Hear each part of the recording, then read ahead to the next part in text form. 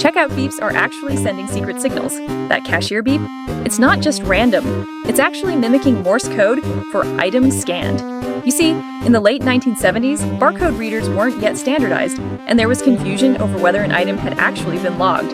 To solve this, acoustic engineer Jillian Kurtz developed a tone based on modified retail Morse, or MRM, a simplified pattern that sounds like beep pause.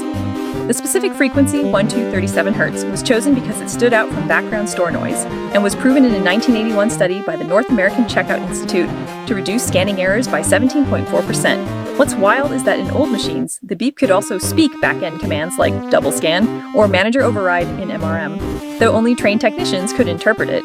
Some longtime employees say they can still hear when a customer is about to argue with a coupon, just from the beep tone shifting slightly. This has been misinformation, and that's why